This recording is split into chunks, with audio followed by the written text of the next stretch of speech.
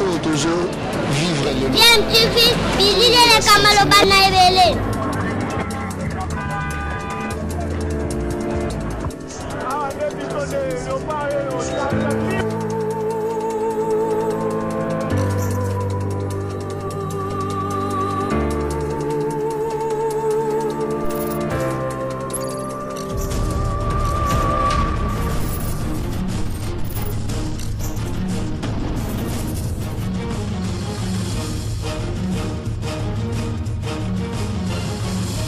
DMTV toujours en avant. Vous êtes sur DMTV, bonjour ou bonsoir, tout dépend de l'heure à laquelle vous nous suivez. Tout plaisir est pour nous de vous retrouver, mais surtout de savoir que vous êtes nombreux en train de suivre votre chaîne YouTube DMTV. DMTV qui vous propose l'actualité, mais vous propose également des analyses et des réflexions sur des sujets d'actualité, sur des faits sociaux ou tout simplement des réalités que nous observons ici chez nous en République démocratique du Congo. L'ex-premier ministre Augustin Matata Ponyo, devenu sénateur, a été placé sous mandat d'arrêt provisoire par le procureur général près la Cour constitutionnelle. Cette décision intervenait après sa comparution ce lundi 12 juillet au parquet de la Cour constitutionnelle à l'invitation du procureur général de cette institution. Et pour rappel, le bureau du Sénat avait autorisé le lundi 5 juillet dernier des poursuites à l'encontre du sénateur Matata Ponyo. Il a transmis le dossier y afférent au procureur général près la Cour constitutionnelle. Après une réunion du bureau de cette chambre à laquelle Matata Ponyo Mapon a pris part le même lundi. Dans son réquisitoire du 4 juin, le procureur général avait expliqué que Matata Ponyo était soupçonné d'avoir conclu en 2011, alors qu'il était ministre des Finances, un protocole d'accord en vue de permettre au gouvernement congolais d'indemniser 300 anciens propriétaires de biens zaïrianisés. Il ne s'agit donc pas du dossier Bukangalonzo, mais bien du dossier d'indemnisation des victimes de la zaïrianisation. Nous sommes là à l'époque du Zaïre, du maréchal Mobutu Sese Seko Kukungwendu Ouazabanga. Alors pour comprendre les circonstances qui ont permis cette mise en examen et pourquoi Matata Ponyo n'est pas placé en détention au niveau du centre pénitentiaire de Makala, Matata Ponyo est plutôt en résidence surveillée, je propose de suivre cet extrait de ce débat qui va vous permettre d'avoir une idée sur les circonstances qui ont concouru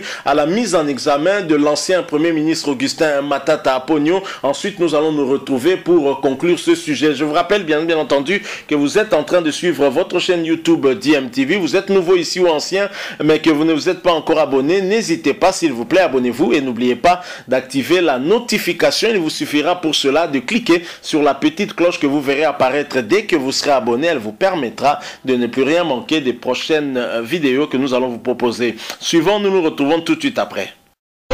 Ce n'était même pas qu'à Lingueté.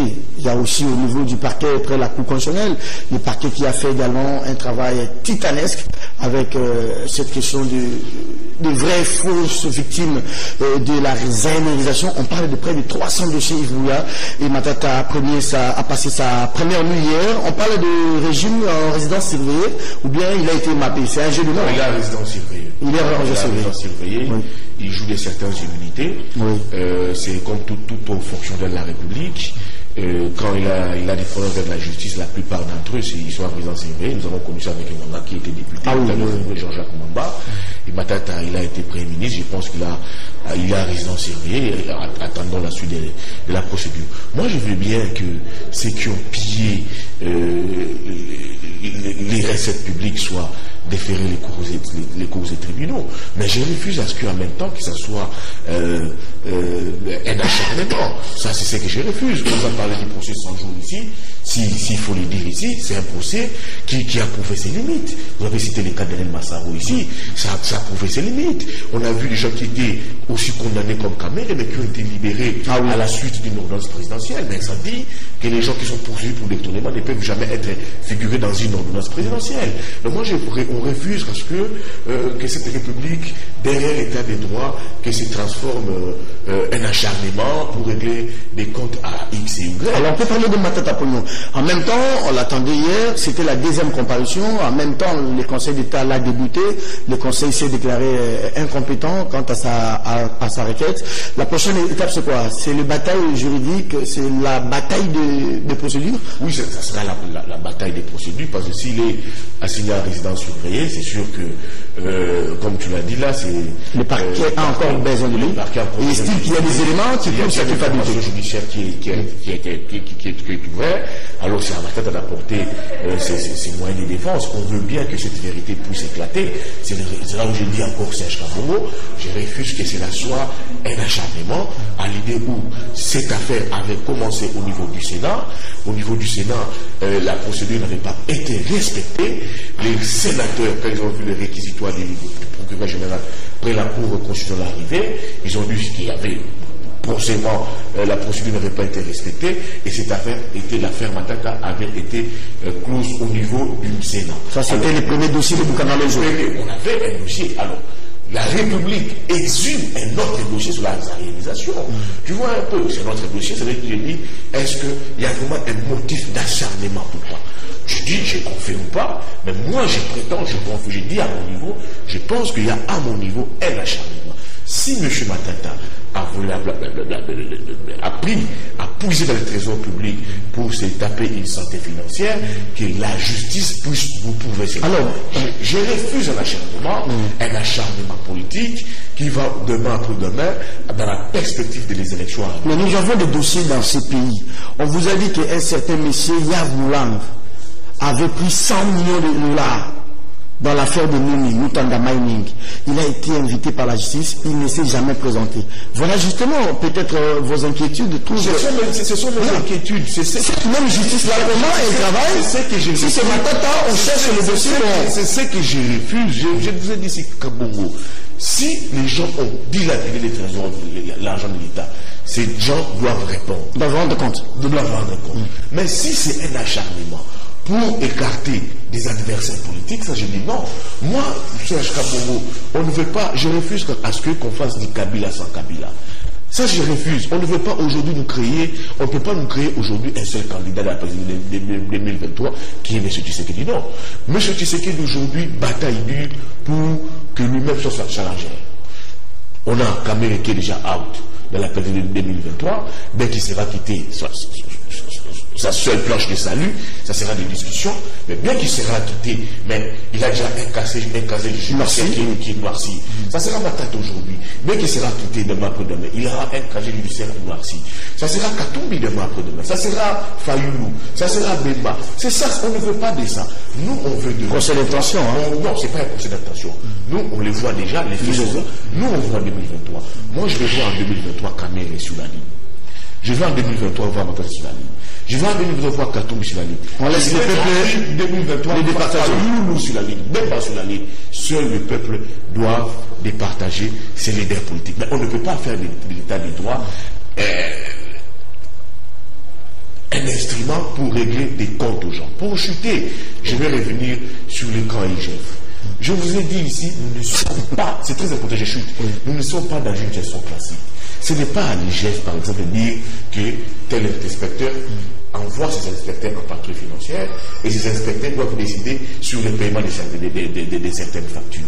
L'IGF, par exemple, sur la loi régissant l'administration, ne peut pas, vous, je vous l'ai dit ici, envoyer des inspecteurs. Ne peut pas co-gérer. Non, ne peut pas déjà envoyer des inspecteurs dans les régies financières. Ça, il faut laisser ça aux inspecteurs de la Cour des comptes. C'est là où j'ai dit qu'à limite de l'entretien, où tu pas ses prérogatives. C'est pas à lui d'envoyer des inspecteurs dans les régies financières, au sein des régies financières, comme la DGI, la DG. Non, ça il faut laisser ça aux inspecteurs de la Cour des comptes. C'est là où je dis, messieurs, nous devons aujourd'hui définir son champ d'action. Merci. Très important. Alors, Serge, au stade actuel, on n'a pas assez d'éléments sur ce qui s'est passé avant-hier et hier avec Matata. Je ne reconnais pas. C'est une confrontation avec l'ancien DG de la DGDF. Mon ami pertinent Yves Bouya, lorsqu'il parle aujourd'hui d'acharnement, je partageais plusieurs plateaux avec Bouya, il décriait la gestion des Matata Pogno, surtout s'agissant du dossier immeuble intelligent, Bukangalo. Non, je dis, s'il vous plaît, c'est important ce que je veux dire. Je dis, il refuse de croire que c'est l'acharnement. Écoute, s'il vous plaît, laissez-moi parler. Mais je refuse de s'il vous plaît. Non, vous avez dit au plus profond de vous, vous êtes convaincu que c'est un acharnement contre Matata Pogno. Alors moi, je vous prends au mot. Je le dis, pour moi, c'est très grave que mon ami Yves Bouya, qui hier était au portillon, aujourd'hui, il prend de la défense de Matata Pogno parce qu'il est inquiété aujourd'hui et il fait un raccordement frauduleux pour parler de 2023, Katumbi, etc. Non, je crois qu'on doit être droit dans le botte. Entre le pour et les contre, il y a quand même le sérieux. Nous tous avions décrié plusieurs dossiers ici, s'agissant des Bukangalonzo notamment, où les dollars ont été injectés sans pour autant qu'il y ait des résultats escomptés. Il y a eu un rapport d'Ernest Young, l'IGF a fait un rapport, la LICOCO et plusieurs clameurs publiques. Il fallait avoir la lumière autour de ça. Il y a eu plusieurs dossiers, notamment l'immeuble intelligent. Il y a eu des dossiers, notamment les avions, l'immeuble intelligent, des millions de dollars de l'État congolais déboursés sans pour autant que cela soit budgétisé. On ne savait pas qu'il y avait le dossier de la réalisation. Exactement. Mais la réalisation, nous n'étions pas informés. Alors, qu'est-ce qui se passe? On arrive au Sénat. On dit que Baatilouko doit tenter de protéger Matata lors de la première tentative parce que, disait-il, l'unité aurait manqué du respect aux sénateurs. On a traité le sénateur Baatilouko de tous les noms d'oiseaux. Il a protégé son frère du Grand Kivu, etc. Et après, aujourd'hui, lorsque les bureaux statut, 6 membres du bureau au total sur le 7-1 qui s'était absenté, et statut, et il voit que Matata Pogno, qui avait demandé une semaine, il a dit il allait répondre devant la justice. D'ailleurs, faut-il rappeler, lui-même il a écourté son voyage de l'extérieur du pays, il est arrivé à l'aéroport et il a déclaré qu'il était très serein pour affronter la justice et dire la vérité. Je note et je retiens qu'après... Mais c'était pas dans ces dossiers-là. Non, lui pensait que c'était un dossier de justement, il y en a plusieurs dossiers notamment. Pourquoi c'est pas lui? Il n'y a que lui qui a plusieurs dossiers. Il n'y a plusieurs dossiers. J'en viens. Je ne suis pas complaisant. Serge Kaboul, aujourd'hui on vous dit qu'en tant que Premier ministre, pour restituer les biens de la réalisation des gens qui ont été pillés, 101 millions de dollars ont été dénouncés. Alors, Matata Pogno face à son juge naturel, pourquoi il est au news? Pourquoi il est mappé? Il est mappé, il faut le dire. Mais au regard des éléments juridiques, on ne peut pas le mettre en ligne parce qu'il n'a pas été condamné. En prison parce qu'il n'a pas été condamné, on attend la condamnation. Alors, je disais ici, on vous dit, il dit qu'il a payé ces individus-là. Mais le procureur vous dit, peut-on avoir les preuves de paiement de ces individus et la liste des bénéficiaires? Il a tâtonné, il a titubé, et c'est parmi les raisons qui ont fait... Non. Je ne laisse pas dire ça, parce que l'instruction, au stade actuel, elle est secrète. Elle est secrète, mais on les échos. Je me demande, s'il vous plaît, attendez, je suis là, nous sommes journalistes, s'il vous plaît. J'ai dit, Matata Pogno aurait, je le mets au conditionnel, le journaliste, s'il vous plaît, laissez mon frère. Allez-y, vous agitez. Non, s'il vous plaît, il vous envoie. Matata Pogno aurait titubé. Et donc, aujourd'hui, que la justice finalement a mis la main sur Matata Pogno, moi je piaffe d'impatience de savoir que Matata Pogno est innocent. Parce qu'il dit qu'il est le champion de la bonne gouvernance, mais là qu'il a l'occasion de le prouver. Pourquoi doit-on crier à l'acharnement? Il doit le prouver, s'il est innocent, il va partir. Justement, je vais chuter par dire, allez, je suis très rigoureux aussi vis-à-vis de Tshisekedi. Je ne peux pas comprendre que Etienne Ilongono, qui a été cité dans un rapport par l'IGF, l'Inspection Générale des Finances, les dossiers étaient des Ilongono. Où en sommes-nous avec ces dossiers? On s'est tué dans toutes les langues, juste en Tchoulouba, mais on va prendre Matata Pogno. C'est là où les Yves Bouya ici ont les arguments pour dire c'est des poids de mesure. Je ne veux pas comprendre qu'Etienne Ilongono, c'est pas vrai dans la nature, alors qu'il y a des soupçons de corruption que l'IGF avait décriés. On nous dit non, il a eu un arrangement particulier, il a remis l'argent. Ça, on le dit et je le dis à une voix intelligible. Monsieur le Président de la République, ce n'est pas ça la justice que nous voulons. Ce que vous avez décrié au sujet des magistrats, c'est aller se corrompus, c'est exactement ça que nous constatons dans le dossier. L'IGF aussi, avec autant de biceps utilisés pour Matata, il faut que les mêmes biceps soient utilisés pour les dossiers. C'est cela que nous nous ici a dit clairement que nous avons une justice à double vitesse. Non, je n'ai pas dit. On n'a pas de temps. Je suis officier à double vitesse. Je n'ai pas dit. Il dit qu'il ne comprend pas.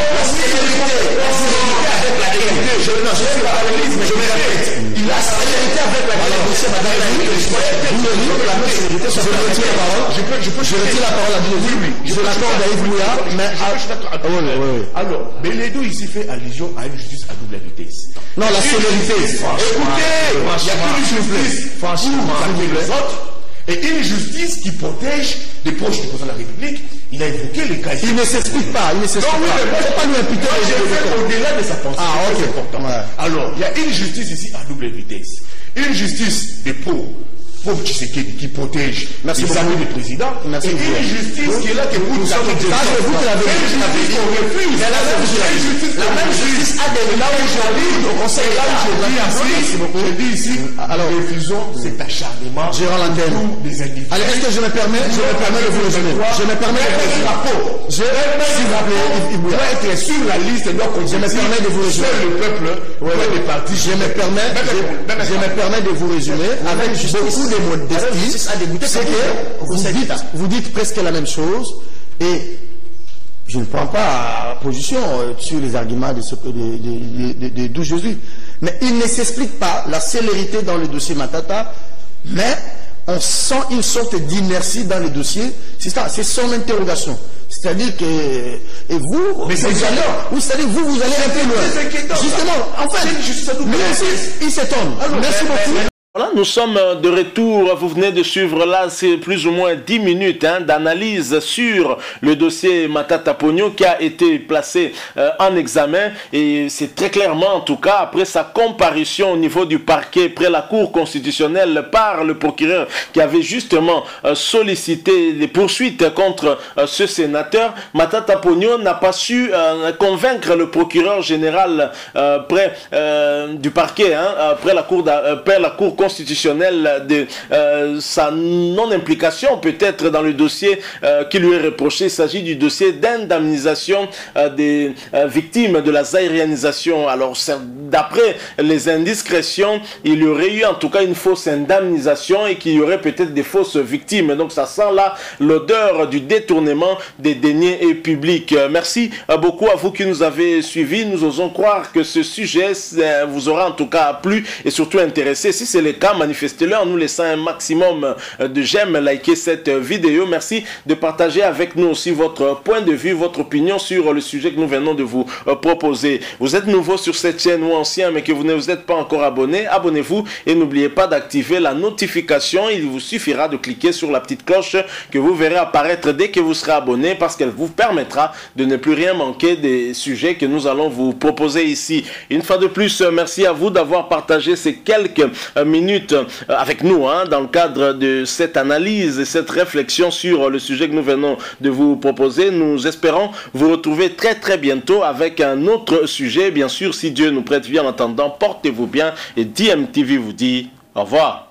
Voilà, nous sommes de retour, vous venez de suivre là, c'est plus ou moins 10 minutes d'analyse sur le dossier Matata Ponyo qui a été placé en examen et c'est très clairement en tout cas après sa comparution au niveau du parquet près la Cour constitutionnelle par le procureur qui avait justement sollicité des poursuites contre ce sénateur, Matata Ponyo n'a pas su convaincre le procureur général près du parquet, près la Cour constitutionnelle de sa non-implication peut-être dans le dossier qui lui est reproché. Il s'agit du dossier d'indemnisation des victimes de la zaïrianisation. Alors d'après les indiscrétions, il y aurait eu en tout cas une fausse indemnisation et qu'il y aurait peut-être des fausses victimes. Donc ça sent là l'odeur du détournement des deniers publics. Merci beaucoup à vous qui nous avez suivis. Nous osons croire que ce sujet vous aura en tout cas plu et surtout intéressé. Si c'est le cas, manifestez-le en nous laissant un maximum de j'aime, likez cette vidéo. Merci de partager avec nous aussi votre point de vue, votre opinion sur le sujet.